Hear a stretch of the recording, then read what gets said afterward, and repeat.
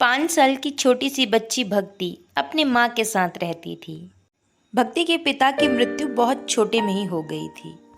भक्ति की माँ वृंदा दूसरों के यहाँ काम करके अपने घर का खर्चा चला रही थी। वृंदा के पास वसीयत के नाम पे केवल एक खटिया और दुर्गा जी की एक मूर्ति थी, जिनकी पूजा भक्ति और वृंदा बड़े ही भक्ति भाव से किया करते थे। भक्ति अपनी तोतली आवाज में रोज माँ की आरती गाती। जय अम्बे गौरी मैया, जय श्यामा गौरी, तुमको निश दिन ध्यावत, मैया जी को निश दिन ध्यावत, हरे ब्रह्मा शिव जी, ओम जय अम्बे गौरी। भक्ति इसी प्रकार माँ की आरती गाया करती थी।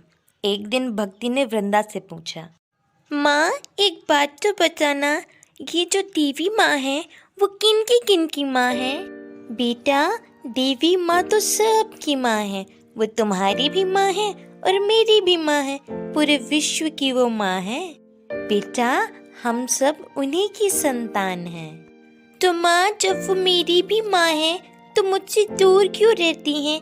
वो मुझसे मिलने क्यों नहीं आती हैं? क्या उनको कभी अपने बच्चे की याद नहीं आती होगी?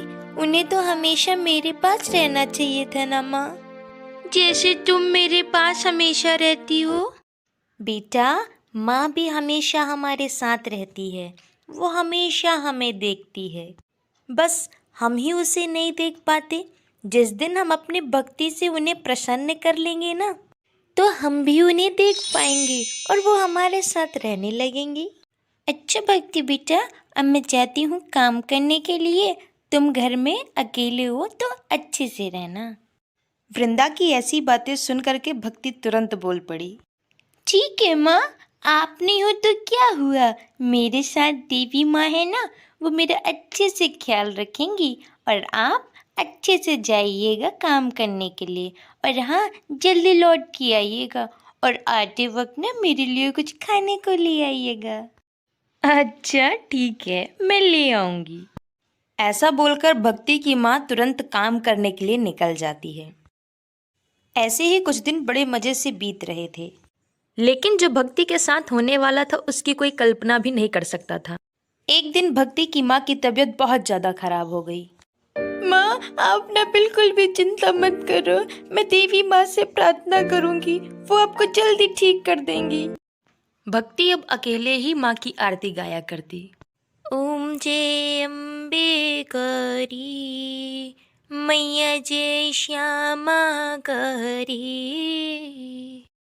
आप भी मेरी माँ है ना, तो आप देवी माँ मेरी माँ को जल्दी से ठीक कर दो ना, उनकी तबीयत बहुत खराब है। भक्ति रोज ऐसी प्रार्थना करती माँ से, लेकिन एक दिन भक्ति की माँ रात में सोई तो सोकर ही नहीं उठी। उस दिन भक्ति की माँ तो हमेशा के लिए सो चुकी थी, लेकिन भक्ति फिर भी प्रयास कर रही थी। माँ, आप मुझे छोड़ के क्यों चली गई माँ? अब मैं क्या करूँगी माँ? मैं आपके बिना कैसे रहूँगी माँ? अब बताइए ना, मुझे छोड़ के क्यों चली गई? भक्ति की माँ का अंतिम संस्कार गांव वालों ने मिलकर कर दिया। अब भक्ति पूरी तरह से अकेले हो चुकी थी। उसका अपना कहने वाला अब इस दुनिया में कोई नहीं रहा। तब भक्ति को अपनी माँ की कही हुई बात याद आई। बेटा, माँ भी हमेशा हमारे साथ रहती है, वो हमेशा हमें देखती है, बस हम ही उसे नहीं देख पाते। जिस दिन हम अपनी भक्ति से उन्हें प्रसन्न कर लेंगे ना, तो हम भी उन्हें देख पाएंगे और वो हमारे साथ रहने लगेंगी। अब मैं भी देवी माँ की भक्ति करूँगी और उनको अपने पास बुलाऊंगी। मन में ऐसा ठानकर भक्ति में विलीन हो जाती है। भक्ति को न तो खाने की ही याद थी और न पीने की ही सुध थी। वो सब कुछ भुला के बस भक्ति में विलीन हो गई थी। ऐसा ही करते करते 1 दिन, 2 दिन, 3 दिन और देखते देखते हफ्ते भर बीत गए, लेकिन भक्ति अपना प्रण छोड़ने के लिए तैयार ही नहीं थी। लेकिन कहते हैं ना, भक्ति में शक्ति बहुत होती है।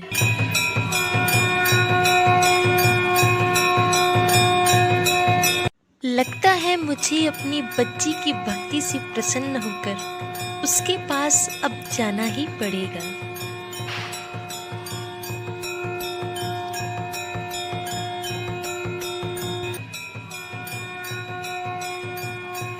ओम जय भक्ति बेटा, देखो।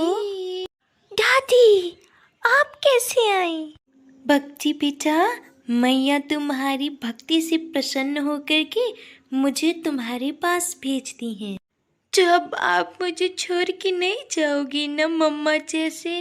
नहीं मेरी बच्ची, मैं तुम्हें कभी छोड़ के नहीं जाऊंगी। भक्ति की दादी बनी देवी माँ उस दिन से भक्ति के साथ ही रहने लगी। भक्ति बहुत दिन से भूखी थी तो माँ ने जादू से खाना मंगाया। ऐसे ही कई दिन बीत गए और माँ भक्ति की भक्ति में पूरी तरह से विलीन होती चली गई। तब एक दिन की बात, देवी, देख रही हैं मैया भक्ति की भक्ति में कितनी व्यस्त हो गई हैं। उन्हें तो यह भी याद नहीं कि उनके और भी भक्त हैं। अब तो लगता है हमें ही उनको याद दिलाना पड़ेगा। हाँ प्रभु, एकदम ठीक कह रहे हैं आप जा करके उन्हें सब कुछ याद दिलाइए।